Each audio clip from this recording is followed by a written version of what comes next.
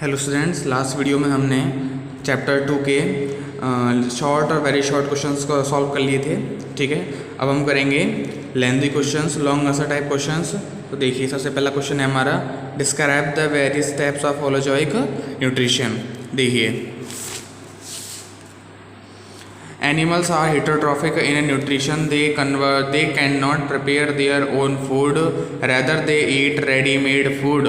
जो heterotrophic nutrition करने वाले जो जीव जंतु होते हैं वो क्या करते हैं, अपना भोजन स्वयं नहीं बना सकते। वो तो उन्हें रेडीमेड फूड यानी पहले से ही निर्मित भोजन की आवश्यकता होती है। फूड में भी a small organism, a plant और an animal.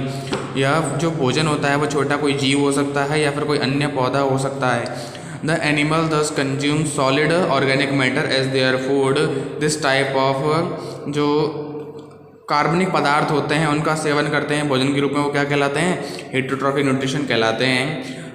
Whatever may be the food is must undergo the following 5 steps. देखिए 5 स्टेप्स होते हैं हमारे फूड के: ingestion, digestion, absorption, assimilation and egestion. अलग अलग तरीका होता है हर किसी का भोजन करने का, तो उन सभी तरीकों के बारे में बताया गया है। अभी हमको एक्सप्लेन करेंगे। Ingestion is the process by which food is taken by the organism, यानी कि ऑर्गेनिज्म द्वारा, किसी भी जैव प्रक्रम द्वारा भोजन को सीधे सीधे तरीके से लेना क्या कहलाता है, इंजेशन कहलाता है। अब पढ़ेंगे हम डाइजेशन के बारे में। Digestion is the process of breaking down complex food molecules into simpler molecules and is brought about with the help of special molecules called enzyme. Digestion का अर्थ होता है कि जटिल अणुओं को या फिर जटिल भोजन के कणों को सरल कणों में तोड़ना। ठीक है, वह क्या कहलाता है, डाइजेशन कहलाता है। और यह किनकी सहायता से होता है, special molecules called enzymes. Enzymes break down food particles into simpler molecules through chemical reaction. जो एंजाइम्स होते हैं वह रासायनिक अभिक्रियाओं के द्वारा जटिल भोजन के कणों को सरल भोजनों के कणों में बदल देते हैं या फिर तोड़ देते हैं। The process by which the digested food molecular are taken up by the intestinal wall and set to the circulatory system is called absorption. अब आता है अपना एब्जॉर्प्शन। इसमें क्या होता है, the process by which the digested food molecular are taken up by the, जो हमारी इंटेस्टिव वॉल होती है ना, जो आमाशय की जो भीतरी वो होती है, दीवार होती है, उसके द्वारा क्या होता है, जो एब्सॉर्प्शन होता है, अवशोषण होता है भोजन का, वो क्या कहलाता है, एब्सॉर्प्शन कहलाता है। The absorbed food is then incorporated into living cell and used by the body for its growth।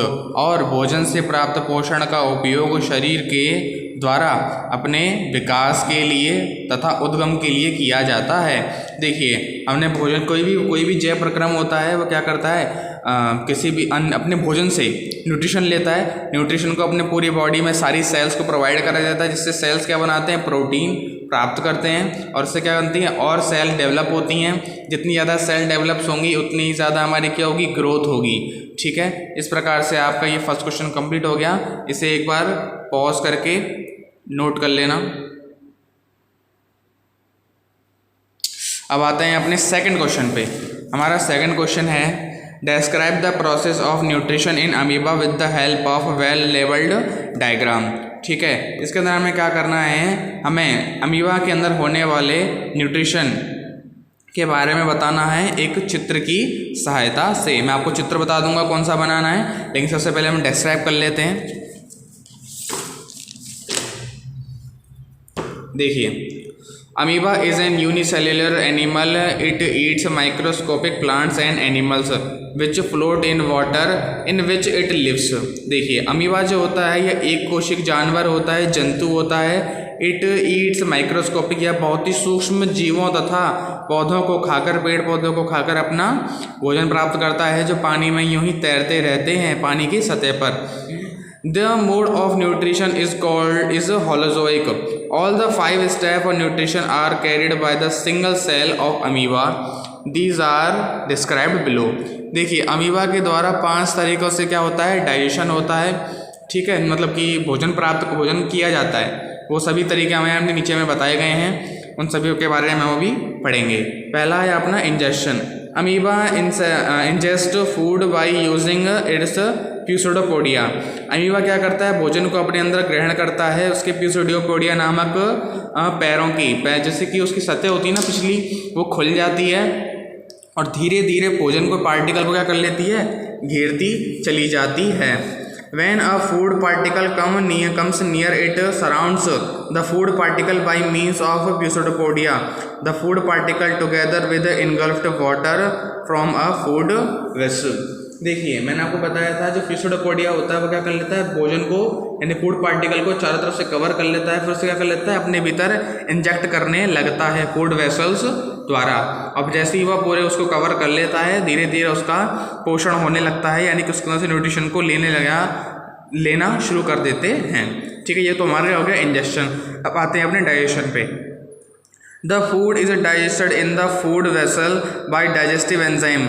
जो गुहा होती है, अपनी जो गुहा होती है अमीबा के अंदर, उसके अंदर क्या होता है, भोजन का पाचन होता है पाचक रसों द्वारा, पाचक एंजाइम द्वारा।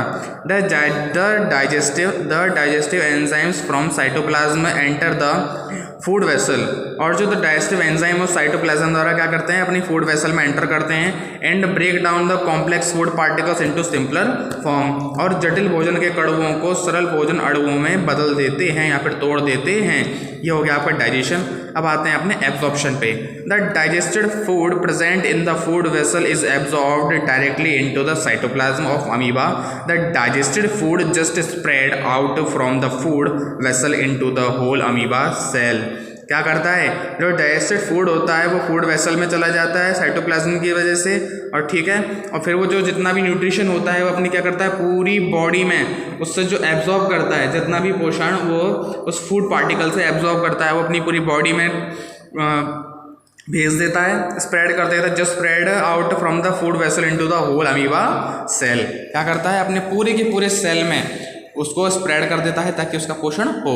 एसिमिलेशन देखिए, food absorbed by cytoplasm is used for growth development and to obtain energy from for maintaining life process. देखिए जो फूड होता है वो एब्जॉर्ब कर दिया जाता है किसके द्वारा, साइटोप्लाज्म के द्वारा। इज यूज्ड फॉर ग्रोथ, ये किसका उपयोग किस लिए होता है, विकास तथा उद्गम के लिए, तथा उसके ताकि वह उसका जो जैव प्रक्रम है वो चलता रहे और उससे ऊर्जा मिलती रहे। अब देखिए digestion, when sufficient amount of undigested food collect inside amoeba. जब भी आवश्यकता से अधिक भोजन अमीबा के द्वारा ग्रहण कर लिया जाता है, then its cell membrane suddenly ruptures from any places. तो क्या होता है, उसकी जो सेल मेम्ब्रेन होती है वो एकदम से खुल जाती है, किसी भी सहायता से, किसी भी स्थान से क्या करती है, जो सेल मेम्ब्रेन होती है उसकी अमीबा की वो कहीं से भी फट जाती है या फिर खुल जाती है, और उसी स्थान से क्या होता है, जो अनडाइजेस्टेड या फिर अनसफिशिएंट फूड होता है उसे वहीं के वहीं से निकाल दिया जाता है। Any place and the undigested food is thrown out of the body from the amoeba.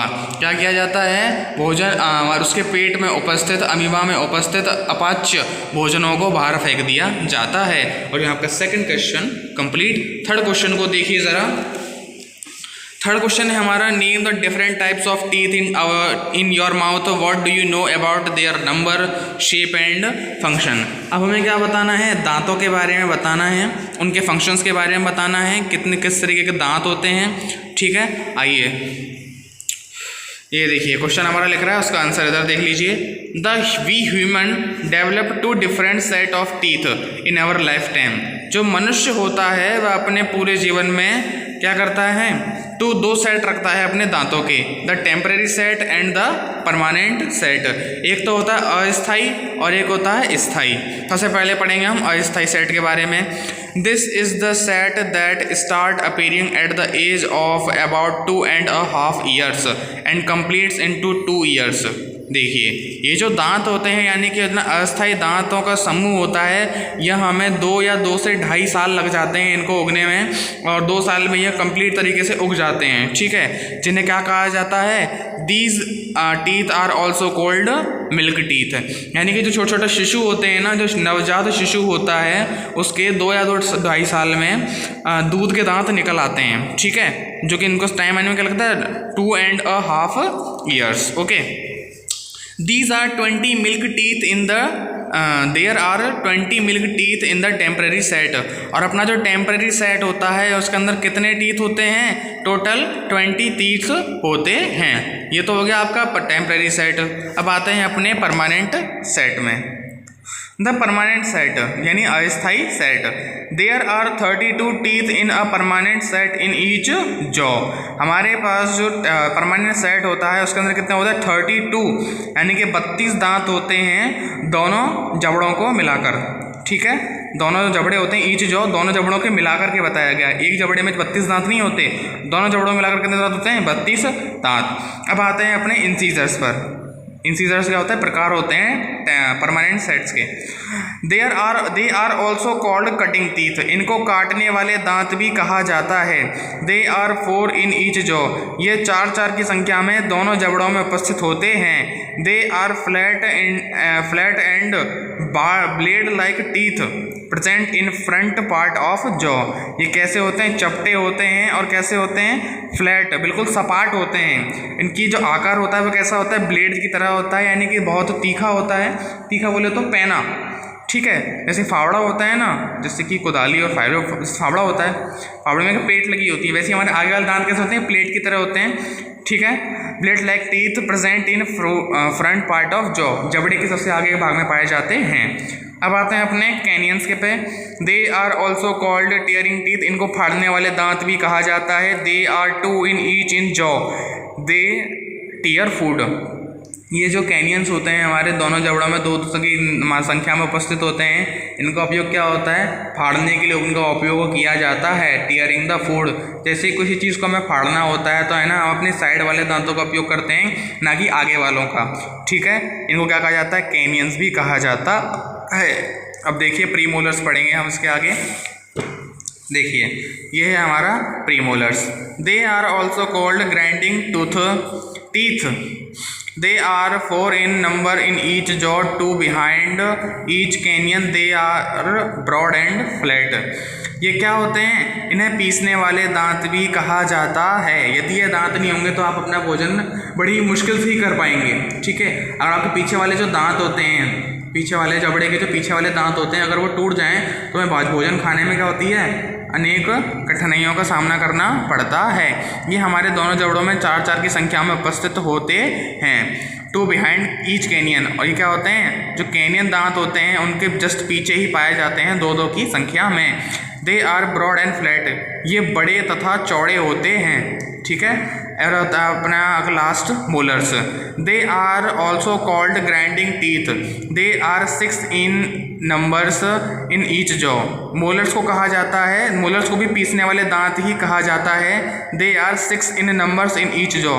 ये दोनों जबड़ों मिलाकर 6 की संख्या में होते हैं। 3 behind each set of premolars. और ये कहाँ होते हैं? प्रीमोलर्स के पीछे ही उपस्थित होते हैं। They are also broad and flat. देखिए मोलर्स और प्रीमोलर्स में ज़्यादा अंतर नहीं होता, बस थोड़ा सा साइज़ का और जगह का अंतर होता है, बाकी कोई अंतर नहीं होता। साइज़ में थोड़े सा अंतर होता है, नहीं तो इनका नहीं ही होगा। ठीक है, तो ज़्यादा वो करने की ज़रूरत नहीं है सोचने की। मोलर्स और प्रीमोलर्स ज़्यादातर एक ही तरीके से होते हैं, ब्रॉड एंड फ्लैट। तो ये आपके टाइप्स ऑफ टीथ हो गए हमारे। पूरा क्वेश्चन हो गया। इसको पॉज करके एक बार नोट कर लीजिएगा। मैं आपको इधर से भी दिखा देता हूँ। यहाँ से शुरू करिएगा। ये इस तरफ कैनियंस और इस तरफ है अपना प्रीमोलर्स एंड मोलर्स। अब आइए अपने 4th क्वेश्चन पे।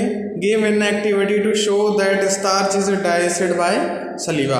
हमें एक क्रियाकलाप करके बताना है जिसके अंदर ये लिखा हुआ होगा कि जो स्टार्च होता है उसका पाचन किसके द्वारा होता है? सलाइवा द्वारा होता है। ठीक है, देखिए इसका उत्तर। Experiment to show the effect of saliva on starch 1 2 test tube labelled A and B। 2 test tube लीजिए।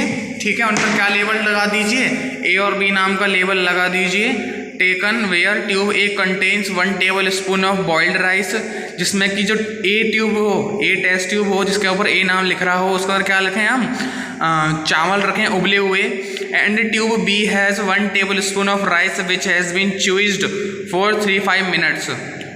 और दूसरी परख नली में यानी टेस्ट ट्यूब में हम क्या रखें? चबाया हुआ चावल रखें जैसे हमने 3 से 4 मिनट तक चबाया है, ठीक है। 2.4 ml water is added to both the test tube, और 2.4 मिलीलीटर पानी दोनों टेस्ट ट्यूब में मिला दीजिए। And then 2-3 drops of iodine solution is also added to each test tube, और उसके बाद में 2 से 3 आयोडीन विलयन की बूंदें भी दोनों टेस्ट ट्यूब में डाल दीजिए। क्या कर लेते हैं हम, 2 से 3 आयोडीन की ड्रॉप्स को भी दोनों परखनलियों में डाल देते हैं। देखिए, to each test tube the colour in the tube changes to bluish black colour. जैसे हम आयोडीन की 2 बूंदें डालते हैं दोनों परखनलियों में तो क्या होता है, जो कलर्स ट्यूब ए चेंजेस, जो परखनली ए है उसका जो रंग कैसा हो जाता है, ब्लैश ब्लैक कलर हो जाता है।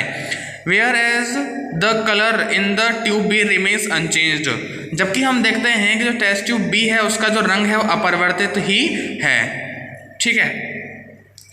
And the saliva has acted on it and broken down the starch molecules into smaller sugar particles, क्योंकि जो सलाइवा है उसने भोजन के साथ मिलकर स्टार्च शुगर को क्या कर दिया है, तोड़ना शुरू कर दिया है बहुत छोटे छोटे पार्टिकल्स में। But the starch in the tube was not chewed, और जो स्टार्च था, जो ए ट्यूब थी अपनी, उसके अंदर क्या था, वो चबाया गया ही नहीं था। So the starch molecules are intact in it, तो जो स्टार्च मॉलिक्यूल्स थे वो उसके अंदर से बाहर नहीं निकल पाए। The starch reacts with the iodine to give a bluish black colour, जो स्टार्च होता है वह क्या करता है, the starch reacts with the iodine to give a bluish black colour, जो आयोडीन होता है वो अपना रंग परिवर्तित कर देता है स्टार्च के संपर्क में आने पर। कैसा हो जाता है, काला, ब्लैश काला, बिल्कुल ही काला, गहरा तो नहीं कह सकते, मतलब मटमैला काला हो जाता है। ये आपका उत्तर हो गया, इसे पूरा पॉज करके नोट कर लीजिएगा, ठीक है। अगला क्वेश्चन देखिए, briefly explain the process of digestion and absorption in human beings, ठीक है। तो इससे पहले मैं आपको एक क्वेश्चन बता देता हूँ। आपको मैंने बताया था सेकंड क्वेश्चन में, describe the process of nutrition in amoeba with the help of well labelled diagram. तो मैंने आपको इसका डायग्राम नहीं बताया, मैं आपको डायग्राम बता देता हूँ कि इस क्वेश्चन को लिखने के बाद में, ये हमने क्वेश्चन लिखा था, सेकंड क्वेश्चन ये था हमारा, इसमें पूरा की पूरी ये चीज़ स्टेटमेंट लिखने के बाद में आपको इसका क्या बनाना है, डायग्राम बनाना है। मैं आपको डायग्राम बता देता हूँ। देखिए, ये वाला डायग्राम बनेगा हमारा, ठीक है, जिसके अंदर injection, digestion, absorption, assimilation, injection, ये पांचों के पांचों बनेंगे। इनके ऊपर जो जितनी बातें लिख रही हैं वो बातें भी आपको लिखनी है, ठीक है। लेबल्स जो लग रहे हैं इसके ऊपर, ये सारे के सारे आपको क्या करने हैं, नोट करने हैं अपनी नोटबुक में, ठीक है। ये सारे चित्र बन जाने चाहिए, और पेंसिल की सहायता से बनाना, पेन की सहायता से एक भी चित्र नहीं बनना चाहिए। सारे चित्र किसकी सहायता से बनने चाहिए, पेंसिल की सहायता से। देखिए, इसको पॉज करके इन चित्र को देख लीजिएगा, नहीं तो आपको पेज नंबर 21 पे आपको चित्र मिल जाएगा बुक में। आइए अब अपने फोकस करते हैं फिफ्थ क्वेश्चन पे। Briefly explain the process of digestion and absorption in human beings. Human beings में जो डाइजेशन और एब्जॉर्प्शन होता है उसके बारे में हमें बताना है। तो देखिए, The food we eat passes in our body through a long tube called alimentary canal और digestive tube। जो भोजन हम खाते हैं वो कहाँ से होकर गुजरता है, एलिमेंट्री कैनल, आहार नाल से होकर गुजरता है, या फिर पाचक नली से होकर गुजरता है। In the alimentary canal, the food is digested and its various usable molecules are absorbed. Human alimentary canal can be divided into following parts। देखिए, जो भोजन होता है ना, जब वो आहार नाल से होकर गुजरता है तो वहीं उसका पाचन हो जाता है, तथा उसके अंदर से जो ज़रूरी पोषक तत्व होते हैं उनको ग्रहण भी कर लिया जाता है। अब देखिए, माउथ, ये जो होते हैं ह्यूमन एलिमेंट्री कैनाल भी divided into following parts, mouth and buccal cavity, oesophagus, stomach, large intestine, small intestine and anus. Okay, अब देखिए, हमें डाइजेशन बताना है कि डाइजेशन के बारे में बताना है। तो देखिए, digestion is the process of breaking down complex food molecules into simpler molecules and is brought about with the help of special molecules called enzymes. Enzymes break down food particles into simpler molecules through chemical reaction. यानी कि digestion क्या होता है, यह जटिल भोजन के कणों को सरल भोजन अणुओं में तोड़ देता है, ठीक है। जो क्या होते हैं, कठिन भोजन के अणु होते हैं, जटिल भोजन के अणु होते हैं, उनको क्या कर देता है, सरल भोजन के अणुओं में तोड़ देता है। किनके द्वारा तोड़ा जाता है, ये फूड एंजाइम्स, जो डाइजेस्टिव एंजाइम्स होते हैं उनके द्वारा यह कार्य किया जाता है। ठीक है, इसको नोट कर लीजिएगा, ओनली इस डाइजेशन को नोट करिएगा इस तरफ से, इसके नीचे का नहीं, ओनली इसको ही नोट करने का देखिए। ठीक है, अब इसके नीचे वाली लाइन देखिए, the process by which the digested food molecular are taken up by the intensive wall and set to the circulatory system is called absorption. तो ये वाला आपको यहाँ से लेकर के और यहाँ तक नोट करना है। ठीक है, आपका 5th क्वेश्चन कंप्लीट हो जाएगा। इसके आगे की लाइन मत लिखिएगा, सिर्फ यहाँ से और यहाँ तक इसको नोट कर लीजिएगा। 5th क्वेश्चन कंप्लीट होने के बाद में अपना 6th क्वेश्चन देखिए, explain the process of digestion in ruminants. यानी कि जो रूमिनेंट्स होते हैं यानी कि जुगाली करने वाले जंतु होते हैं, उनके अंदर डाइजेशन के बारे में संक्षेप में लिखिए। तो देखिए इसका डाइजेशन के बारे में आपको बताते हैं, रूमिनेंट्स में डाइजेशन किस प्रकार से होता है। देखिए अब हमको बताना है रूमिनेंट्स के में किस प्रकार से डाइजेशन होता है। अ काउ और अ buffalo chewing the grass or fodder given to them, these animals quickly eat the fodder। जो गाय तथा भैंसें होती हैं उनको क्या कहता है, जब चारा दिया जाता है तो वह जल्दी जल्दी से क्या करती हैं, अपने चारे को चबाकर खा जाती हैं। they relax leisurely and chew what they have eaten। this act of chewing is known as chewing cud। जब वे रिलैक्स कर रही होते हैं या फिर जब वे आराम कर रही होती हैं तो वह अपने द्वारा खाए गए उस भोजन को धीरे धीरे चबाने लग जाती हैं। उनके चबाने की इस प्रक्रिया को क्या कहा जाता है, जुगाली करना कहा जाता है। ठीक है, animals like sheep and deer also chew cud. गाय और भैंसों की अन्य जीवों की तरह ही जो अपने शिप होता है यानी कि जो भेड़ बकरियां और ये सब होती हैं, बारहसिंगे होते हैं, ये सब क्या करते हैं, ये सब भी जुगाली करते हैं। All the animals who chew कड आर कॉल्ड रूमिनेंट्स। और वे सभी जीव जंतु जो भोजन को जुगाली करते हैं या फिर अपने भोजन की जुगाली करते हैं, उन्हें जुगाल करने वाले जंतु कहा जाता है, रूमिनेंट कहा जाता है। Ruminants animals have 4। अब हम पढ़ेंगे उनका जो डाइजेशन होता है वो किस प्रकार से होता है। Ruminants animals have 4 chambers in their stomach. जो रूमिनेंट्स होते हैं, जुगाली करने वाले जंतु होते हैं, उनके पेट में 4 चैम्बर होते हैं, कक्ष होते हैं। उनमें नाम कौन कौन से हैं, रूमेन, रेटिकुलम, ओमासम एंड एबोमासम। ठीक है, ये हमारे 4 कक्ष होते हैं जो जंतुओं के पेट में उदर में उपस्थित होते हैं। Such a stomach is called a compound stomach. ये क्या कहलाता है, पूरा कंपाउंड स्टमक कहलाता है। The food enters the first chamber. जो भोजन होता है वह प्रथम कक्ष में आता है। The food rumen is this chamber is the largest in these 2। ये क्या होता है, एक सबसे बड़ा चैम्बर होता है। सभी 4 चैम्बरों में से सबसे बड़ा चैम्बर कौन सा होता है, फर्स्ट चैम्बर। ठीक है, the rumen this chamber is the largest in these 2 chambers the food is partially digested and converted into a soft pulp। और इन दोनों कक्षों में भोजन का क्या होता है, उसको एक सॉफ्ट यानी कि मुलायम पल्प नुमा भोजन में कन्वर्ट कर दिया जाता है, जो कि क्या होता है, बहुत ज़्यादा सॉफ्ट होता है, पल्पी होता है, कड़ की जैसा, जुगाल की तरह। From the second chamber is brought back to the stomach. और जो सेकंड चैम्बर होता है उसमें वो ले जाया जाता है, कहाँ से लाया जाता है, सेकंड चैम्बर से अपने मुख में वापस लाया जाता है। पहले तो क्या करती हैं, वो फोल्डर को चबा लेती हैं और अपने पेट में कर लेती हैं उसको विद्यमान, और उसके बाद में जब वो रिलैक्स कर रही होती हैं तब वो दोबारा क्या करती हैं, उसे अपने मुख में लाती हैं। मुख में लाने के पश्चात वो उसका क्या करती हैं, दोबारा से चबाने लगती हैं, उसे पल्पी बना लेती हैं। ठीक है, thoroughly this is called the chewing of curd. और यह चबाने की प्रक्रिया क्या कहलाती है, जुगाली करना कहलाती है। ठीक है, the process of chewing curd is called rumination. और भोजन को चबाने की इस प्रक्रिया को रूमिनेशन, जुगाल कहते हैं। ठीक है, हमने आपको रूमिनेंट्स बता दिया, रूमिनेंट्स किन जंतुओं में होता है, किस प्रकार से होता है, हमने वो बता दिया। और हमने पूरा डाइजेशन का एक रूप बता दिया कि किस प्रकार से जो जंतु होते हैं, कुछ जंतु होते हैं उनके पेट में कितने चैम्बर्स होते हैं। चैम्बर्स देखो मैं दोबारा बता देता हूँ, ये थोड़ा इंपॉर्टेंट है ये क्वेश्चन।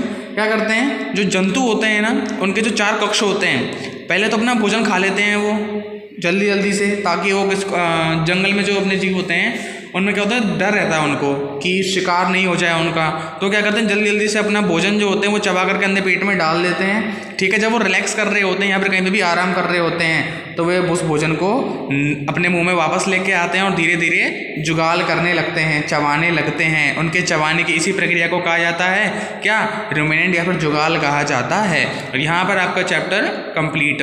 जो लेंथी क्वेश्चंस थे हमारे, लॉन्ग आंसर टाइप क्वेश्चंस थे वो कंप्लीट हो गए।